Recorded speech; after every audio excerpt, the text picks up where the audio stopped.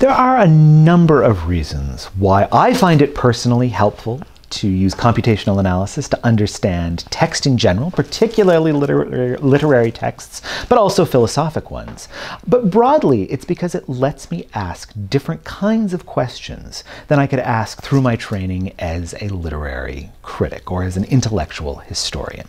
And this happens in a number of different ways. For example, one of the most common ways that we talk about this has to do with scale.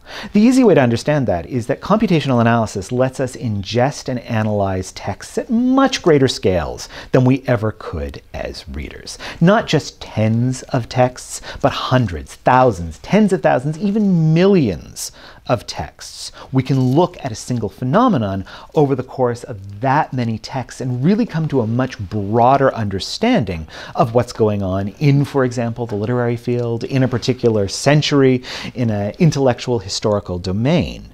And that is a revolutionary way of approaching literature. It's a revolutionary way of approaching text in general. It gives us a whole new kind of evidence that we can use. Now, what's often overlooked is that the scale thing happens at the opposite end too. Instead of just many, many, many texts, we can use computational analysis to pay attention to things that fall well below the threshold that we as readers are trained to notice or even understand. So for example, I can pick one of my favorite novels and I can tell you what it's about. And maybe I've read it 3, 4, 10, 20 times. But if you ask me how many times the word "the" appeared in the novel, I would have absolutely no idea. And you may say that, well, why would you? Why is that remotely important? It actually turns out it kind of is. One of the ways in which computational analysis is used is in what's called stylometry, and authorship attribution. And it turns out you can tell who wrote a text by the number of times the word "the," I, he, she, all of those really common function words appear in it. And again, these are things that we are not trained to recognize as readers.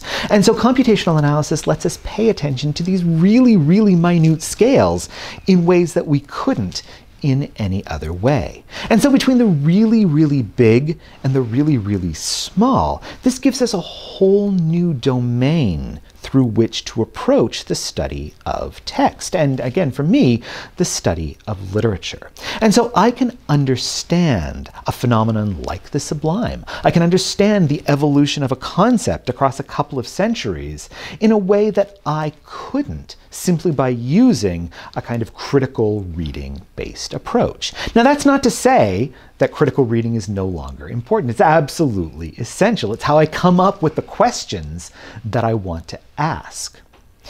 It's how I interpret the results from the computational analysis that I pull off. So that's still really, really central.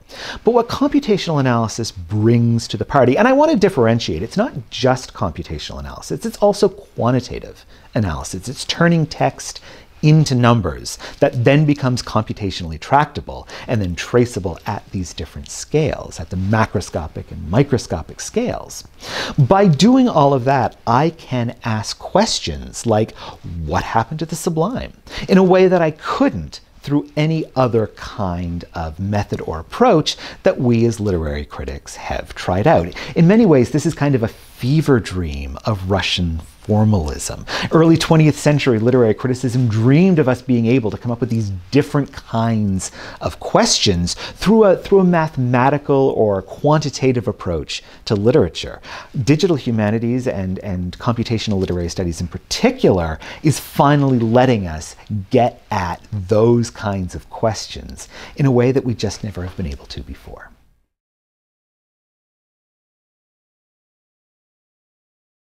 I'm really interested at the moment in studying what I'm calling failed concepts. So I talked about political revolution and measuring how those two terms evolve over the course of the 18th century and eventually merge together into a concept that unites them into a single thing.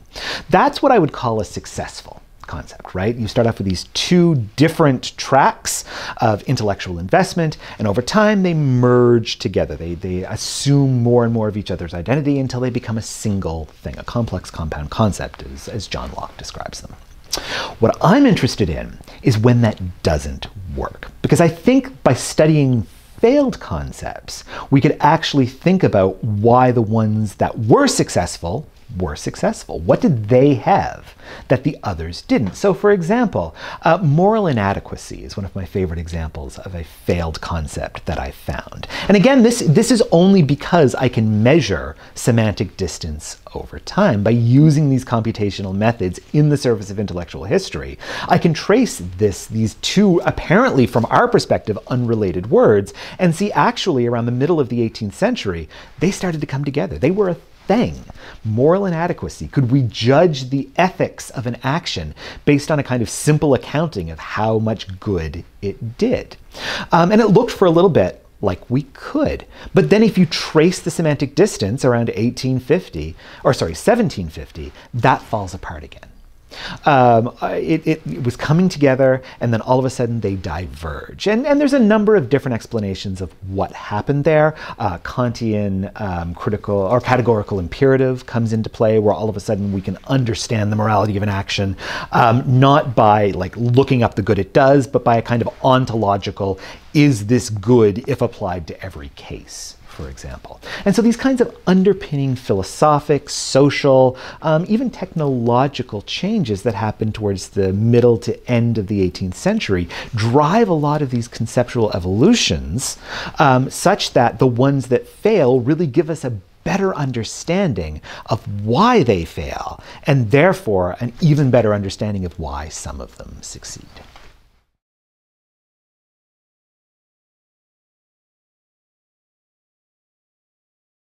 In a very real sense, and this is the argument that I make throughout the course of this project, the sublime gives us the literary field in the 19th century in our modern understanding of what literature is. That's the big controversial claim. And what I mean is that the sublime becomes a critical category on which the differentiation of different kinds of writing hinges. Something that separates out what we might consider to be literature, the kind of culturally ameliorative writing that everyone wants us to be thinking about, that we teach in schools, that we encourage people to read for their betterment, and the mere entertainment, the drivel that gets published in reams and reams that is somehow culturally destructive, the things that we don't want our children coming in contact with. And of course, in the 19th century, without television, without video games, without film, this differentiation happened in the realm of literature.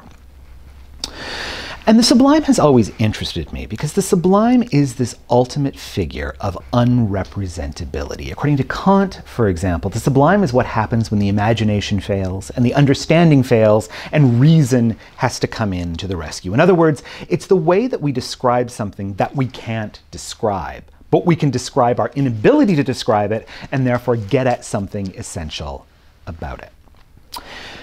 At the beginning of the 18th century, there's a really key technological change, and that has to do with what's called in literary studies and history and media studies particularly, the explosion of print. Now, print is a technology that's been around for quite a while at this point, a couple of centuries, but it's still relatively rare. That is, more and more is being printed, but it's really in the 18th century, if you graph the number of works that are published, you get that kind of hockey stick effect. It just really takes off exponentially. And one of the ways that we can think about this kind of mechanism of differentiation is that it used to rest on that differentiation of technology. Things that were printed, because printing is expensive, because bookbinding is expensive, because books are beautiful and leather bound and only the very, very rich can afford them, or lending libraries, for example, which come into being a little bit earlier than the period I'm looking at. That does a lot of work in differentiating the good kind of things, because those get printed, and the bad kinds of things, because those either don't get printed, they are circulated in manuscript form, or they're relatively cheaply printed and circulated as broadsides in newspapers.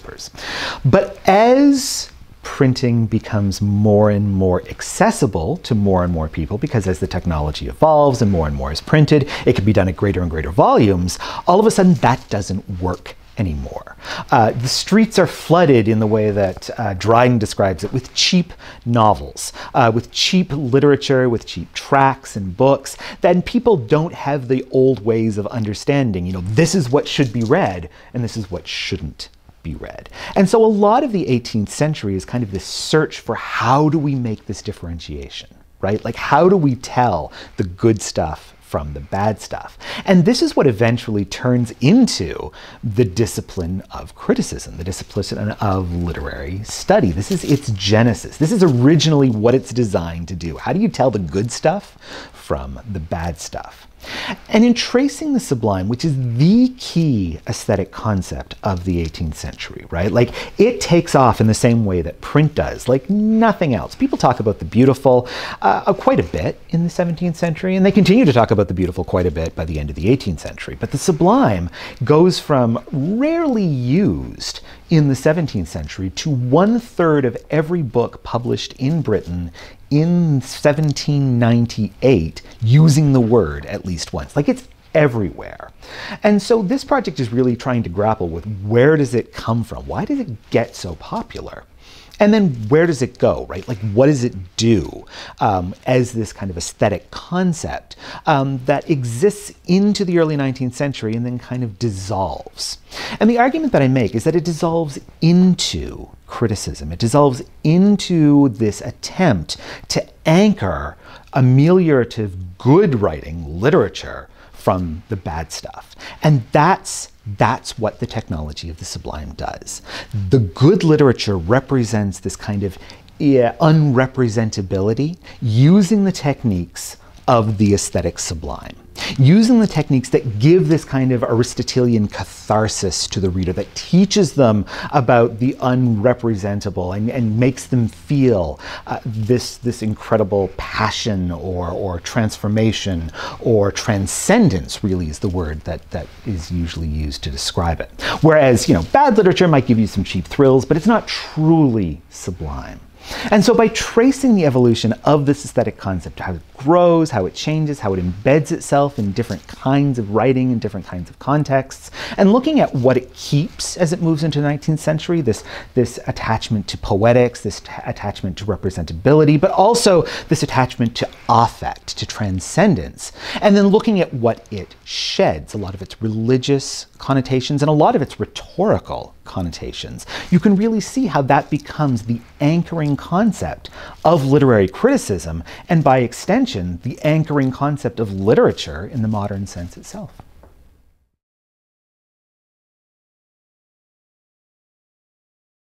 The key there is understanding what fiction is. And this is one of those concepts that really is embedded in a literary critical understanding in a different way, I think, than is embedded in the public consciousness. Because we tend to use fiction casually in terms of talking about things that aren't true. And this is where this project runs into a really interesting point of differentiation, because I'm really interested in fictional representations of real-world facts, as opposed to climate disinformation, which is everywhere, which I would call real representations of fictional facts. And in fact, not all of the novels are doing that real fact fictional representation thing. For example, Michael Crichton's State of Fear is one of the rare examples of an anti-climate change novel. In other words, Crichton's goal is to try and convince us that climate change isn't happening, or at least man-made anthropogenic climate change isn't happening. And so he puts all of the resources of fiction to work in this opposite way. Although most of the novels that we look at actually do represent climate change as anthropogenic and try and teach readers real-world facts using fictional worlds. And again, the key there is the fictional world, because what the fictional world allows the narrator of the book, and by extension the author of the book, to do is to slot those facts in the text in such a way that it becomes easier for readers to absorb them. And maybe not just absorb, but maybe also believe them, to internalize them in ways that don't necessarily put people's guards up, particularly with such a fraught subject as climate change, when so many people have already very stated, very strong opinions about the subject. And in fact, we can look at how different books use these facts and embed them in their narratives differently in terms of how successful they are at getting around those kinds of guardrails that people have based on their preconceived notion of that concept. So, for example, one of the ways in which this happens is through the mechanism of world building. And you can see this in popular media all the time. You've got a young, naive protagonist who comes to an older, wiser mentor at some point, and that older, wiser mentor teaches the young protagonist, and here's the key, by extension, the reader, the watcher, the audience, all of the rules of the world that they inhabit. So, for example, in the Star Wars movies, in the very first movie, Luke Skywalker goes to Obi-Wan Kenobi. He's a young, naive farm kid. Obi-Wan Kenobi teaches him what the Force is, what the Empire is, what the Rebellion is, and by extension, we as the audience learn all of this along with the protagonist. Now, that's a really, really powerful narrative mechanism. And you can see that being used in many of these climate change novels, which start out with a naive protagonist that comes to an older mentor figure who teaches that protagonist how the world is changing, how climate change has affected this and that, and how it's all related to these series of man-made activities. That's a really kind of obvious example of the way this kind of mechanism works, but by embedding it within these narrative conventions that we recognize, that we as readers, as watchers, as consumers of media, understand how to read, how to interpret, and how to internalize, right? By embedding it in that technique, it can teach us these facts without necessarily being preachy about it, without creating, say, for example, an appendix of just straightforward, dry facts that we're expected to read as a prerequisite for understanding what's happening in the book. And that's what I mean by this understanding of what fiction is, because it's not simply the creation of something that's untrue. You can think of fiction as a kind of thought experiment, right? It lets authors, and so many of these books that we're studying are speculative fiction, science fiction, et cetera, so it lets the authors of these speculative fictions create this playground where they can spin out the consequences of the facts that we have received today. So, in fact, I would suggest, and based on the work that we've done and the modeling that we've done of these novels, the most successful novels, the ones that are most able to teach readers about climate change, the ones that are most able to successfully convey these facts, are the ones that don't set their worlds in the present. They don't try and teach us what's going on right now. They work towards the future, or they work towards some kind of counterfactual world, some kind of alterity, some fantastic world where they can play out the inevitable consequences, as they see, of the real world climate situation that we find ourselves in today. So, in that project, when we compared something like Michael Crichton's State of Fear, which is set very much in the present and is very concerned with dry recitations of facts. Crichton doesn't use these kinds of narrative techniques. Instead, he has characters get up and sort of just like monologue about how climate change is all made up and environmental terrorism is ruining the world. It's not really the most engaging narrative. And you compare that to something like N.K. Jemison's Broken Earth trilogy, which is really more of a science fantasy than science fiction. It's set in a completely different world where the laws of physics operate somewhat differently. But what she's really expert at is taking a lot of the climatological situation that we're in now, these kinds of facts about the climate, and spinning it out in this world that she's created such that we can see the consequences, such that we can see what is happening. But because it's so displaced, because it's not set within our world, we don't immediately register that as being about our situation. That sort of comes in later. And that's a much more effective way to teach audiences, to teach readers these facts than the kind of recitation that happens in the less successful novels.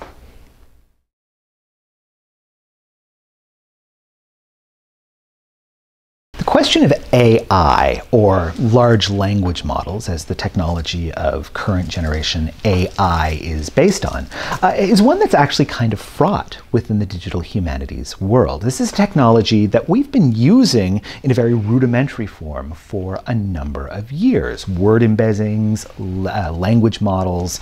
The underlying technology to current generative AI engines is exactly, for example, in my project on the evolving concepts, what lets me measure semantic distance based on contextual similarity. Now, contemporary AI models do that in a much more sophisticated way, but the underlying model is still relatively compatible.